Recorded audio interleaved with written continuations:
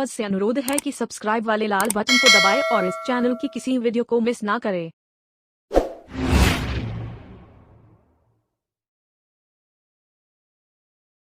अजीब समझते हैं आप? अजीब। चलिए कहानी आज एक अजीब सी घटना से शुरू करते हैं। हुआ ये कि हस्तिनापुर का उत्तराधिकारी पाने के लिए राजमाता सत्यवती ने अपने बेटे व्यास को बुलवाया। अपने उस बेटे को जिसे वो कभी सामाजिक कलंक के डर से छोड़ चुकी थी।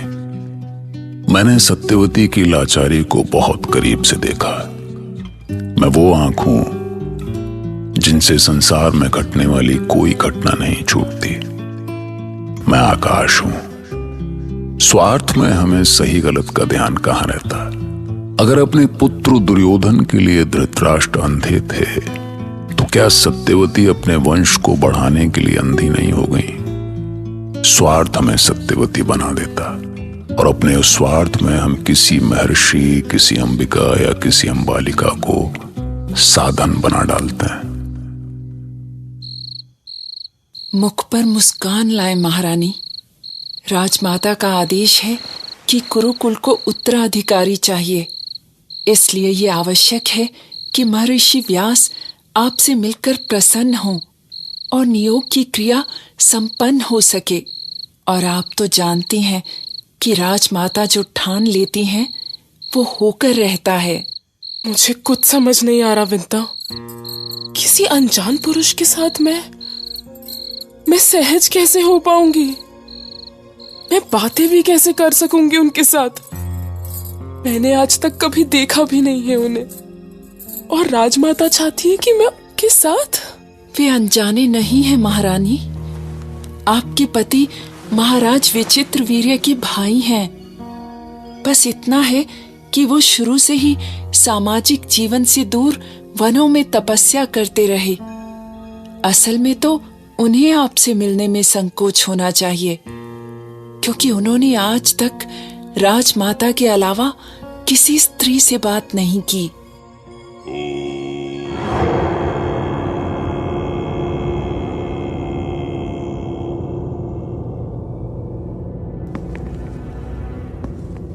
इदं सर्वं यत् भूतं यच्च भव्यं पुरुषे। मैं जा रही हूँ महारानी। महर्षि आ गए हैं। आपको अकेले ही उनका सामना करना होगा। विंता सुनो तो। क्षमा करें देवी, मुझे जाना होगा। देवी, मुझे डर लग रहा है।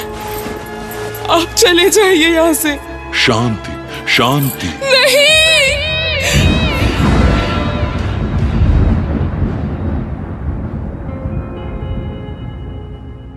महारानी अंबालिका, कुछ देर में महर्षि आपके कक्ष में आएंगे। राजमाता का आदेश है कि उनके स्वागत में कोई कमी नहीं होनी चाहिए। प्रसन्न मन से मुस्कुराते हुए उनका स्वागत कीजिएगा। पर कौन है वो महर्षि व्यास जिसे हम भेंट किए जा रहे हैं? हमें किसके साथ समझौता करने के लिए मजबूर किया जा रहा है?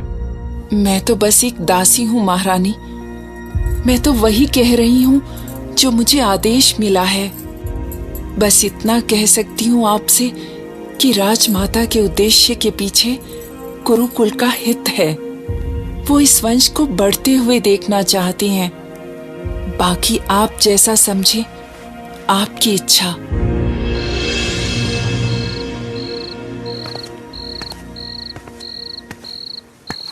प्रणाम राजमाता। तुम अभी तक जाग रहे हो देवव्रत? इस हाल में नींद कैसे आ सकती है माते?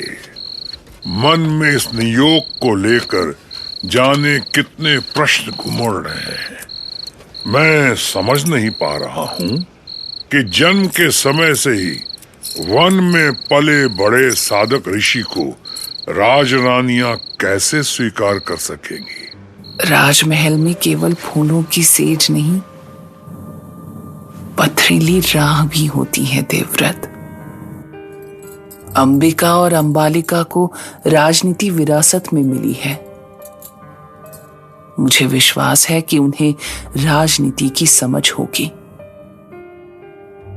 और उसके राजसी गुणों के साथ व्यास के ज्ञान के संयोग से हस्तिनापुर को योग्य उत्तराधिकारी मिलेंगे। मुझे इसमें कोई संदेह नहीं है। यदि आप ऐसा मानती हैं तो मुझे कुछ नहीं कहना है राजमाता। आपके विश्वास और आपकी मान्यता पर मैं कोई प्रश्न नहीं कर सकता। मैं चलता हूं। राजमाता, राजमाता। क्या हुआ विंता? तुम ऐसे? अच्छा नहीं हुआ राजमाता, अच्छा नहीं हुआ। ऐसा क्या हो गया? महर्षि कहाँ हैं? वो अपने कक्ष में पहुंच गए हैं, पर महारानी अंबिका और अंबालिका। क्या हुआ उन्हें? क्षमा करें राजमाता, महारानी अंबिका उन्हें देखने का साहस भी नहीं कर सकी। उनका रूप देखकर उन्होंने आंखें बंद कर ली। ये संयोग अधूरा रह गया राजमाता। उन्हें महर्षि का आशीर्वाद तो मिला, पर भविष्य में क्या होगा मैं कुछ नहीं कह सकती।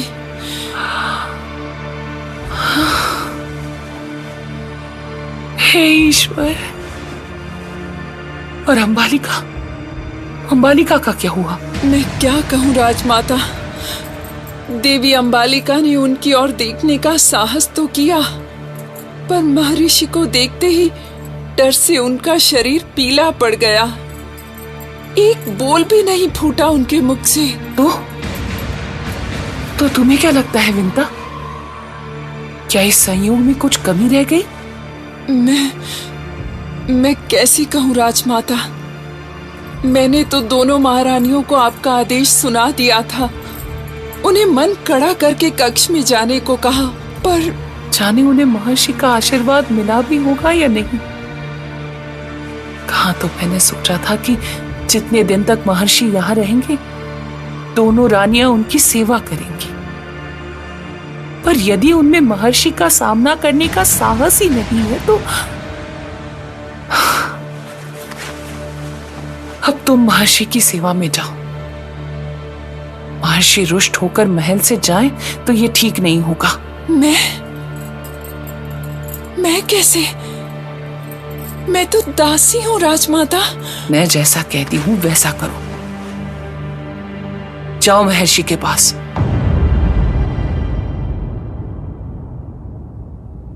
महारानी अंबिका की आंख बंद कर लेने के कारण महाराज धृतराष्ट्र अंधे ही जन्मे और डरकर पीली पड़ गई अंबालिका से तुम्हारे पिता महाराज पांडु का जन्म हुआ।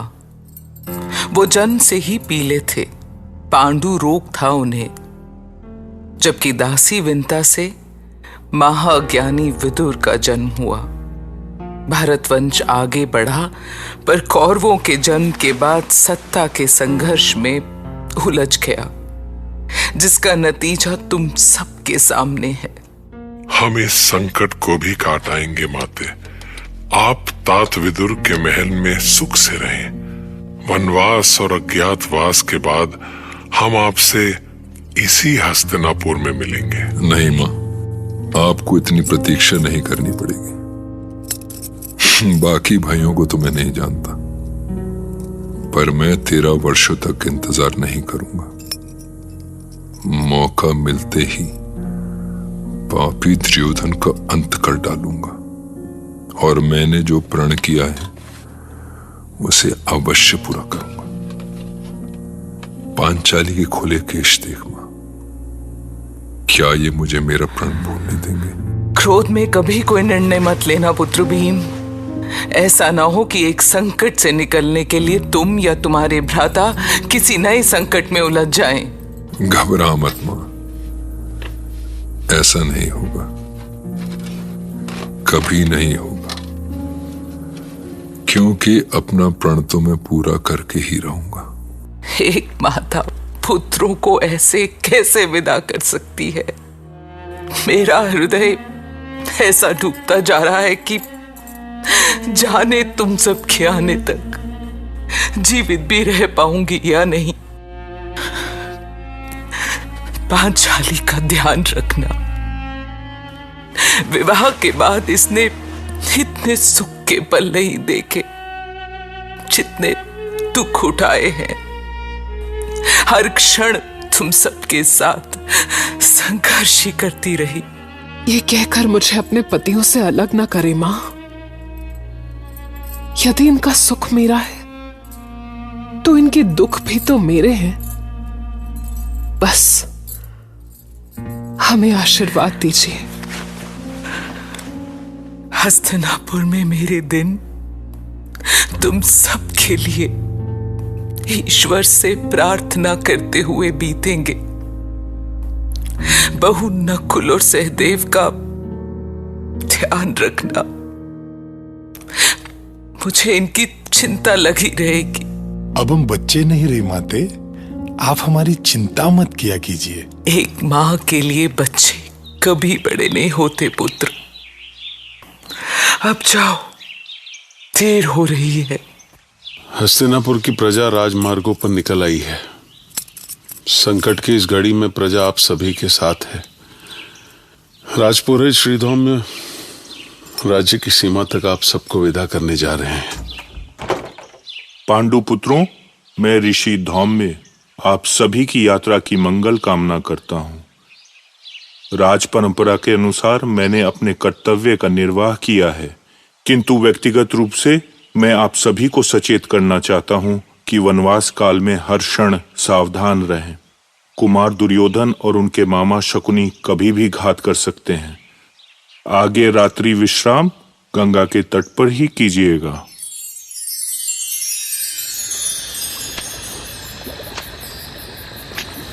कितनी पावन है देवी गंगा,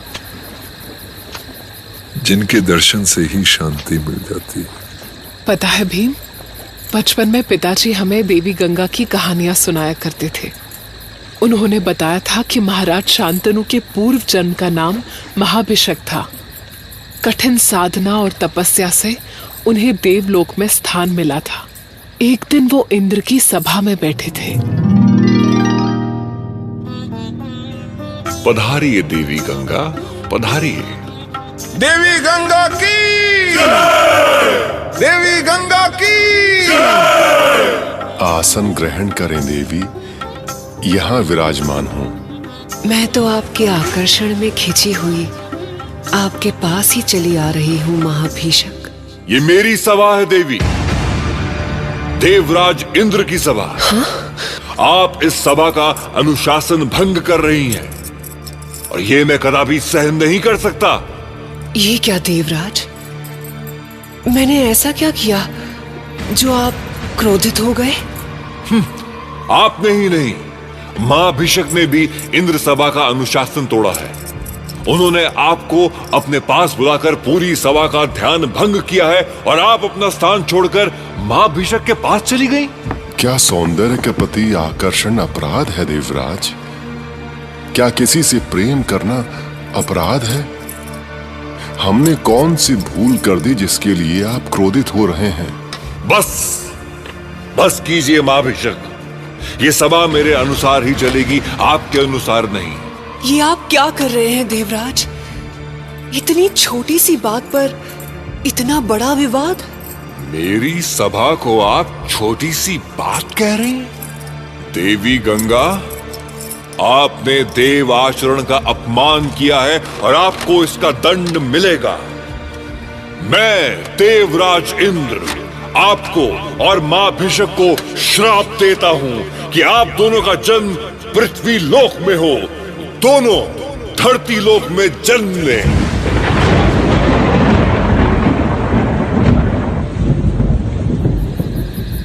इंद्र के श्राप से देवी गंगा और महाभिषक को मनुष्य रूप में जन्म लेना पड़ा। देवलोक के महाभिषक इस नए जन्म में महाराज शांतनु हुए, पर उन्हें पिछला जन्म याद नहीं था। इस जन्म में वो एक दिन देवी गंगा से मिले। महाराज शांतनु, ये क्या हो गया है आपको? आप यूं अपलक मुझे क्यों निहारा करते हैं? क्षमा करें देवी गंगा। जाने मेरे मन को क्या हो गया है। मैं जानता हूं कि आप देवी हैं, साधारण मनुष्य से आपकी क्या बराबरी, पर फिर भी मैं आपसे प्रेम करने लगा हूं। आपके देखे बिना मुझे एक क्षण भी चैन नहीं मिलता। इसमें आपकी भावना का कोई दोष नहीं महाराज शांतनु। प्रेम देव और मनुष्य के बीच कोई भेद नहीं करता। मैं आपके प्रेम का सम्मान भी करती हूँ, पर आपकी इस भावना से भला क्या हो सकता है। मैं आपको हस्तिनापुर के राजमहल में महारानी का सम्मान देना चाहता हूँ गंगे। आपसे विवाह करके अपने जीवन में आपके प्रेम की धारा बहाना चाहता हूँ देवी। पर महाराज, मेरा ये रूप चंचल है। विवाह का बंधन मुझे बांध नहीं सकता। आपको कोई बंधन नहीं होगा देवी। आप राजमहल में उन्मुक्त रहेंगी। ठीक है, मैं आपसे विवाह कर सकती हूँ महाराज, पर उससे पहले आपको वचन देना होगा कि आपसे विवाह के बाद मैं जो कुछ भी करूं, आप कभी मुझसे ये नहीं पूछेंगे कि मैंने ऐसा क्यों किया। मुझे स्वीकार है देवी। आप राज परंपरा के अनुसार अपनी इच्छा से जीवन जिएंगी। आपके मार्ग में मैं कभी बाधा नहीं बनूंगा। राज परंपरा का बंधन भी मुझे स्वीकार नहीं है महाराज शांतनु।